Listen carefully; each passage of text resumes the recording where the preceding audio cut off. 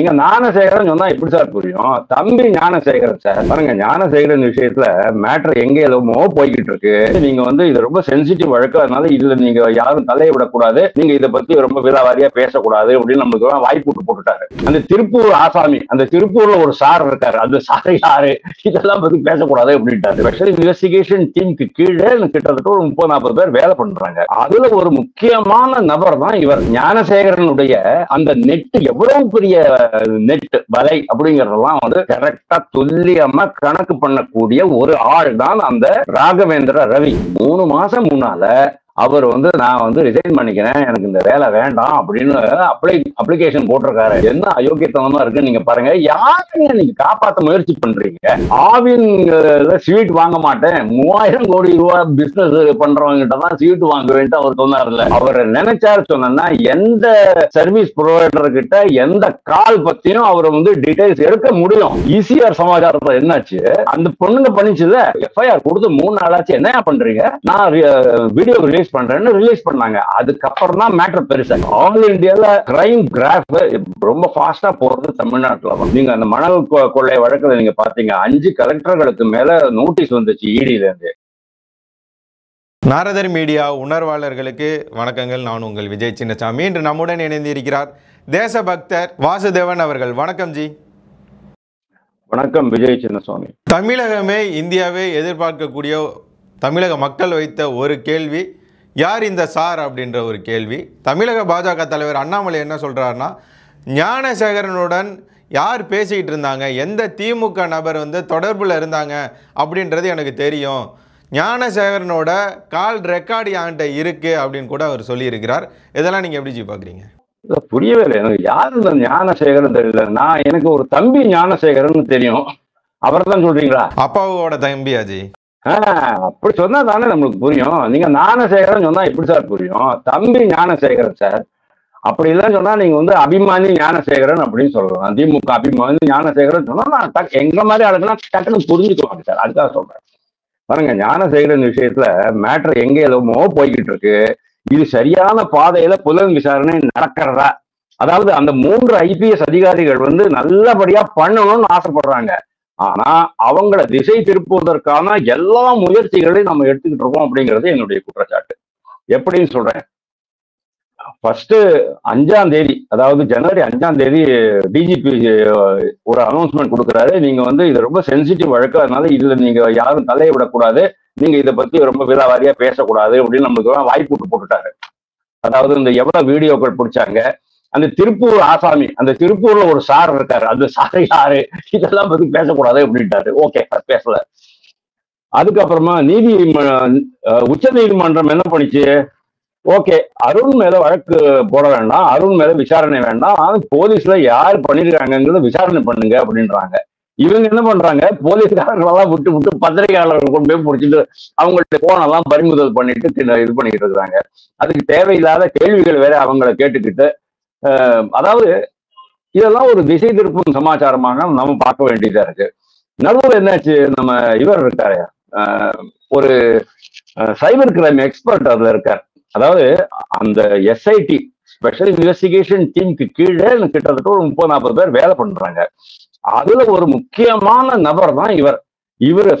அந்த அவங்க கன்ஃபிஸ்கேட் பண்ணின அந்த ஹார்ட் டிஸ்க், அது இந்த வேற எல்லாம் இருக்கு இல்லையா, அந்த வீடியோக்கள் ஆடியோக்கள், அதெல்லாம் அதுலேருந்து நிறைய விஷயங்கள் எங்கேருந்து ஒரிஜினேட் ஆச்சு, இவங்களுடைய அந்த நெட், அதாவது இந்த தம்பி ஞானசேகரனுடைய அந்த நெட் எவ்வளவு பெரிய நெட் வலை அப்படிங்கறதெல்லாம் கரெக்டா துல்லியமா கணக்கு பண்ணக்கூடிய ஒரு ஆள் தான் அந்த ராகவேந்திர ரவி.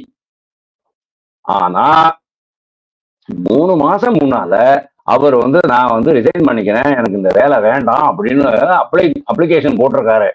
அவசரமா சைன் பண்ணிட்டாங்க. என்ன அவசரம் இருக்கு? அதுக்கு என்ன அவசரம் இருக்கு? பாருங்க, நீங்க நல்லா வேலை பண்றீங்கன்னு சொன்னா நான் என்ன பண்ணுவேன், விஜய் இந்த வேலையை முடிச்சுட்டு நீ போப்பா, அப்புறமா நான் உன்னை ரிலீவ் பண்ணிடுறேன் அப்படின்னு தான் நான் சொல்லுவேன். அப்படிதான் இருக்கணும் கவர்மெண்ட். இவங்க அவசரமா போலீஸ் டிபார்ட்மெண்ட் அவங்கள ரிலீவ் பண்ணிவிட்டானுங்க. என்ன அயோக்கியத்தனமா இருக்கு நீங்க பாருங்க. யாருங்க நீங்க காப்பாற்ற முயற்சி பண்றீங்க? அதுதான் கோபம் இவருக்கு, அண்ணாமலைக்கு. அண்ணாமலை நீங்க சாதாரணமா இடம் போட்டுறாதீங்க. பிஜிஆர் எனர்ஜியை பத்தி அவர் தான் சொன்னாரு, டாஸ்மாக் பத்தி அவர் தான் சொன்னாரு. 10 ரூபா அவர் பேசினதுக்கு அப்புறம் தான் பெரிய விஷயமா போச்சு. பாட்டிலுக்கு மேல 10 ரூபா நீங்க கொடுக்குறீங்களான்னு எனக்கு தெரியாது. ஓகே, நீங்க குடிக்கவே மாட்டீங்க, அது தெரியும் எனக்கு, சும்மா சொல்றேன். அதே மாதிரி ஜி ஸ்கொயர் பத்தி அவர் எக்ஸ்போஸ் பண்ணி விட்டாரு. பொங்கல் பரிசுல ஊரெல்லாம் அவர் எக்ஸ்போஸ் பண்ணி விட்டாரு. ஆவின் ஸ்வீட் வாங்க மாட்டேன், 3000 கோடி ரூபாய் பிசினஸ் பண்றவங்க கிட்ட தான் ஸ்வீட் வாங்குவேன்ட்டு அவர் சொன்னார்ல, அதை இவர் எக்ஸ்போஸ் பண்ணி விட்டாரு. எல்லா விஷயத்திலயும் அவருக்கு வந்து ஃபர்ஸ்ட் ஹேண்ட் இன்ஃபர்மேஷன் வந்துடுது சார். அவர் வந்து போலீஸ் அதிகாரி, அவருக்கு வந்து ஏகப்பட்ட இன்ஃபார்மர்ஸ் இருக்கிறாங்க. தமிழ்நாட்டில் மட்டும் இல்ல, டெல்லியிலயும் இருக்கிறாங்க. ஹோம் மினிஸ்ட்ரியில இருந்தும் அவங்களுக்கு பயங்கரமான சப்போர்ட் கிடைக்கிறது.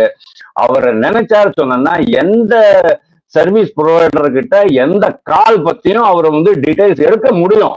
அந்த தைரியத்துல தான் அவர் பேசுறாரு. அது உண்மைதான், அவர் கையில அந்த டீடைல்ஸ் எல்லாம் இருக்கு. நான் இதை நான் எக்ஸ்போஸ் பண்ணிடுவேன் அப்படிங்கிறாரு. அதாவது என்ன அர்த்தம், இந்த கிழக்கு கடற்கரை சாலையில ஒரு டிஎம்கே கொடி போட்டுக்கிட்டு ஒரு கார் சமாச்சாரம் வந்தது இல்லையா, அந்த சமாச்சாரத்தை அவர் சொல்றாரு பாருங்க. இவங்க வந்து சொல்லுவாங்க, போலீஸ் வந்து முதல்ல சிலிண்டர் வெடிப்பு தான் சொல்லுவோம், அதுக்கப்புறமா தான் தேசிய புலனாய்வு மையம் வந்து அது ஒரு மிகப்பெரிய நெட்வொர்க் அப்படிங்கிறத கண்டுபிடிக்கும். கருக்கா வினோத் வந்து பெட்ரோல் பாம்பு போட்டான், அவன் வந்து மனநோயாளிங்கிற மாதிரி அவங்க சொல்லிடுவாங்க. அதுக்கப்புறமா தான் தெரியும் அவன் மிகப்பெரிய விபச்சார தொழில் பண்றான் அப்படின்னுட்டு. இங்க ஈசிஆர் சமாச்சாரத்துல என்னாச்சு, முதல்ல இல்ல அவங்க வந்து இந்த செக்ஷுவல் ஆங்கிள் எல்லாம் கிடையாது, பாலியல் குற்றச்சாட்டெல்லாம் ஒண்ணும் கிடையாது, வந்து இடிச்சு விட்டாங்க, அதுக்காக அவங்க வந்து சேஸ் பண்ணிட்டு போனாங்க அப்படின்னு ஒரு போலீஸ்காரர் சொன்னாரு. ஆனா அங்க இருக்கிற அந்த சோழங்கநல்லூர் அது என்ன பள்ளிக்கரணை போலீஸ் இன்ஸ்பெக்டர் ரொம்ப கிளியரா சொல்லிட்டாரு, அதெல்லாம் ஒண்ணுமே இல்லை, இடிக்கல போகல ஒண்ணுமே இல்லை அப்படின்னுட்டாரு. அதாவது முன்னுக்கு பின் முரணாக செயல்படுவதுதான் காவல்துறைங்கிற மாதிரி ஆயிப்போச்சு. டோட்டலா டிஎம்கே கூட சரண்டர் ஆயிப்போச்சு. யாருக்குமே முதுகெலும்பு இல்லை இதுல. காவல்துறையில யாருக்குமே டிஜிபியில இருந்து கீழே வரைக்கும் யாருக்குமே முதுகெலும்பு இல்லாம பண்ணிட்டாங்க. ஏவல் துறையா மாறி போச்சு. அந்த கோபத்தை தான் அண்ணாமலை இன்னைக்கு ரொம்ப கிளியரா சொல்றாரு, நான் இதை எக்ஸ்போஸ் பண்ணுவேன்.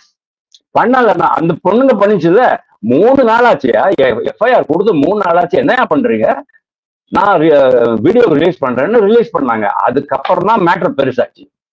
அதையே தான் இன்னைக்கு வந்து அண்ணாமலை பண்ண போறாரு. நீங்க பொறுத்திருந்து பாருங்க, இது வந்து மிகப்பெரிய பூதம் வெடிக்க போகுது. ஜி, இவ்வளோ இது நடந்துட்டு இருக்கு. அதே மாதிரி நம்ம தமிழகத்தில் ஐஎஸ்ஐஎஸோட தமிழக பிரிவு தலைவரை வந்து கைது பண்ணியிருக்காங்க. அது மட்டும் இல்லாமல் சென்னை ஏர்போர்ட்டில் வச்சு பாகிஸ்தான் பயங்கரவாத அமைப்போட தொடர்புடைய ஒரு நபரையும் வந்து கைது பண்ணியிருக்காங்க. அண்ணாமலை இதே சமயத்தில் சொல்கிறார், தமிழகம் வந்து அமைதியாக இல்லை, இங்கே வந்து பயங்கரவாதிகளின் இருப்பிடமாக இருக்கிறது அப்படின்னு கூட சொல்றார். இதெல்லாம் எப்படி பார்க்குறீங்க? அமைதி பூங்கா, அமைதி பூங்கா, அமைதி பூங்கான்னு ஆளுநர் வந்து உரையில படிக்கணுமா? எப்படி சார் படிப்பாங்க? இன்னைக்கு வந்து தமிழ்நாட்டில் இருக்கிற கிரைம் வந்து ஆல் இண்டியால கிரைம் கிராஃப் ரொம்ப ஃபாஸ்டா போறது தமிழ்நாட்டில் தான். இதையெல்லாம் எப்படி அவங்க பண்ண போறாங்கன்னு தெரியல. நீங்க வந்து கலெக்டர்ஸ் எல்லாம் மாத்திட்டீங்க, இதுக்கு முன்னால ஐபிஎஸ் ஆபீசர்ஸும் மாத்திருக்கீங்க.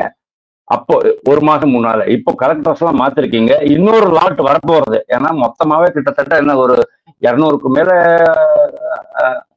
ஐஏஎஸ் அதிகாரிகள் இருப்பாங்கன்னு வச்சுக்கோங்க. எல்லாரையும் மாத்திக்கிட்டே இருப்பீங்களா? ப்ராப்ளம் என்ன அப்படின்னா, உங்களுடைய கட்சிக்காரர்கள் தலையிடாம நீங்க தான் பாத்துக்கணும். ஒரு முதல்வருக்கு என்ன அழகு அப்படின்னு சொன்னா, இந்த அதிகாரிகள்கிட்ட சிறப்பான வேலை வாங்குறது, அவ்வளவுதான். ஆனா சில அதிகாரிகளே அரசு கூட சேர்ந்துக்கிட்டு இந்த மாதிரி பண்ணிட்டு இருக்காங்கன்னா நம்ம என்ன பண்ண முடியும்? நீங்க அந்த மணல் கொள்ளை வழக்குல நீங்க பாத்தீங்க, 5 கலெக்டர்களுக்கு மேல நோட்டீஸ் வந்துச்சு இடியில இருந்து. உடனே கவர்மெண்ட் சொல்றது, நீங்க அதுக்கு எகென்ஸ்டா ஃபைல் பண்ணுங்க, நாங்க வந்து we are not answerable to ED அப்படிங்கிற மாதிரி நீங்க ஃபைல் பண்ணுங்கன்னு சொன்னாங்க. அதுலயே அரசு தன்னை தானே இணைத்து கொண்டது. எவ்வளவு அயோக்கியத்தனம், எவ்வளவு மோடித்தனம் நீங்க பாருங்க. இந்த மாதிரி இருந்ததுன்னு சொன்னா தமிழ்நாட்டுல நீங்க எப்படி ஒரு சட்டம் ஒழுங்கை பராமரிக்க முடியும்? இதுதான் பெரிய ப்ராப்ளமா இருக்கு. ஸ்டாலின் கையில தான் இருக்கு அந்த இரும்பு கரம். ஆனா அந்த இரும்பு கரம் எங்க வச்சார் அப்படிங்கிறது தெரியல. அதாவதுங்க, உங்களுக்கு வந்து ஒரு டிட்டர்மினேஷன் வரணும், நம்ம நல்ல ஆட்சி கொடுக்கணும், சட்டம் ஒழுங்கு நல்லா இருக்கணும், மக்கள் பாதுகாப்பா இருக்கணும்னு மனசுல வந்தா தான் சார் இதெல்லாம் முடியும். ஆனா ஒண்ணு சார், இப்போ அவங்க பண்ணினாங்க இல்லையா, போலீஸ் எல்லாம் சேஞ்ச் பண்ணாங்க, அதுக்கப்புறம் இப்போ ஐஏஎஸ் அதிகாரிகள் மாற்றங்கள்லாம் நடந்திருக்கு இல்லையா, இதுக்கு பின்னால கூட நல்ல எண்ணம் இல்லை, கெட்ட எண்ணம் இருக்கிறது. அதாவது தேவையில்லாத ஒரு எண்ணம் இருக்கிறது. அது என்ன தெரியுமா, போற போக்குல எனக்கு என்ன தோன்றது, ஒரு நவம்பர் மாசம் வரைக்கும் இந்த செட்டப் எல்லாம் கொஞ்சம் மாத்திட்டு தன்னுடைய பையன் கையில இன்னும் அதிகமான பொறுப்புகள் எல்லாம் கொடுத்துட்டு அவனுக்கு வந்து இந்த அரசியல் விளையாட்டெல்லாம் எப்படி விளையாடணும்னு காமிக்கிறதுக்காக, ஒரு ஒத்திகைக்காக, அதாவது நம்ம சின்ன குழந்தைகள் எல்லாம் பொம்மை எல்லாம் வாங்கி கொடுக்க மாட்டோமா சார், கீ கொடுத்தோம்னா கார் ஓடும் பாருங்க, அந்த மாதிரி இங்க பாடுறா நீ வந்து இந்த மாதிரி ஆட்சியாளர்களை கூட நீ வந்து மாத்திக்கலாம் நீ முதல்வர் ஆகும்போது அப்படின்ட்டு அவருக்கு வந்து ஒரு பயிற்சி பற்றை மாதிரி தமிழகத்தை மாத்திட்டாரோ தன்னுடைய பையனுக்காக அப்படிங்கிறது கூட எனக்கு சந்தேகமா வரும் sir. What ever it is, ரொம்ப வேதனை அளிக்கக்கூடிய, திருப்தி அளிக்காத ஒரு சமாச்சாரமா தான் இது நடந்துட்டு இருக்கு. உங்களுடைய பொன்னான நேரத்தை ஒதுக்கி பல தகவல்களை நாரத மீடியாவுடன் பகிர்ந்து கொண்டதற்கு மிக்க நன்றிகள் ஜி. Thank you Vijay, thank you.